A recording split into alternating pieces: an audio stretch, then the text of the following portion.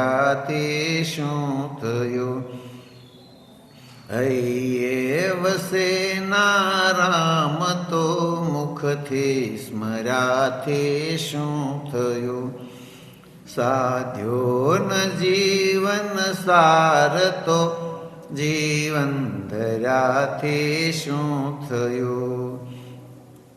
લાખો કમાયા કોઈના દુઃખ દર્દ જો ટાળ્યા નહીં, ખોઈ ન કામી જિંદગી ધન સંગ્રહથી શું થયું? સાધ્યો ન જીવન સાર તો જીવન ધર્યાથી શું થયું? જીવન વિતાયું પાપમાના ઈશની પરવા કરી, અંતકાળ આવે આંખમાં આંસુ ભર્યાથી શું થયું? સાધ્યો ન જીવન સાર તો જીવન ધર્યાથી શું થયું?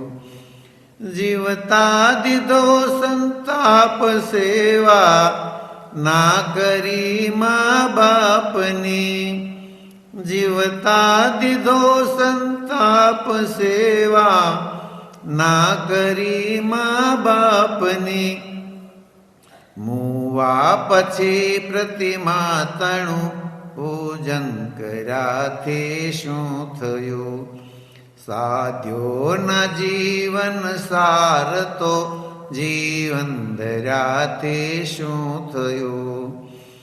જીવન તણા સાથી થયા પણ સ્નેહના અંતર વિશે, મનનો નહીં જો મેળ તો ફેરા ફર્યાથી શું થયું? મનનો નહીં જો મેળ તો ફેરા ફર્યાથી શું થયું? સાધ્યો ન જીવન સાર તો જીવન ધર્યાથી શું થયું?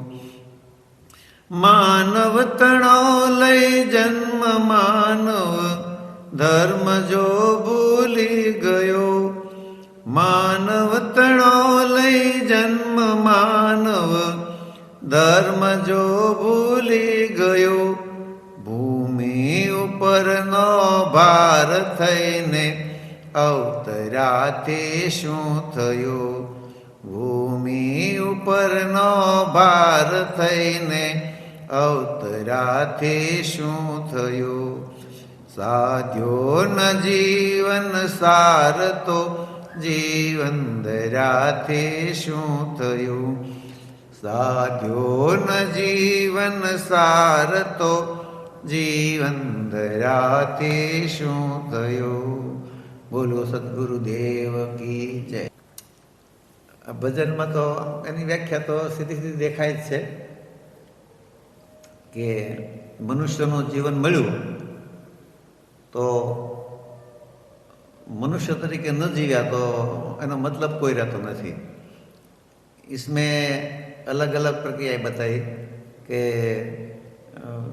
जीवता जो संताप सेवा ना करी माँ बाप ने, कि माँ बाप की सेवा ना किया और उनको परेशानी किया तो क्या मतलब है?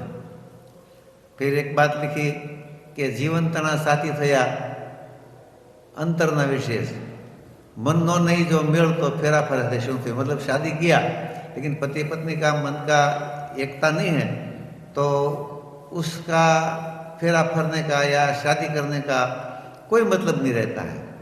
वो तो पशु भी शादी करते हैं, ऐसे भी मनुष्य शादी कर ले तो इसका कोई मतलब रहता नहीं है. उसी तरह धन के बारे में भी बताया कि लाखों कमाया कोई ना दुख दर्द जाना नहीं. पैसा तो बहुत है लेकिन देने की इच्छा होनी चाहिए ना. तो अगर देने की इच्छा नहीं है, किसी का दुख दर्द नहीं मिटा सकते तो उस धन का कवि के हिसाब से कोई मतलब नहीं रहता है.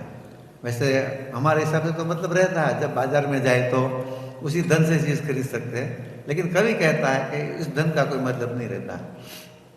उसी तरह आखिर में लिखा है मानव तणो लई जन्म, मानव धर्म जो भूली गयो, हम यहाँ क्यों आए हैं, हमारा आने का मतलब क्या है, इस शरीर यात्रा का मतलब क्या है, ये अगर हम नहीं समझ पाते हैं तो फिर इस भूमि पर भार बनकर ही रहे हैं। वैसे तो ज़्यादा भार नहीं, 50, 60, 70 किलो, 80 किलो ही होता है, पृथ्वी के लिए ज़्यादा नहीं है, लेकिन मनुष्यत्व के लिए भार रूप है, क्योंकि जो साधना चाहिए था वो नहीं सध पाए तो इनका कोई मतलब नहीं रहता है। ये इसी भजन का मतलब है।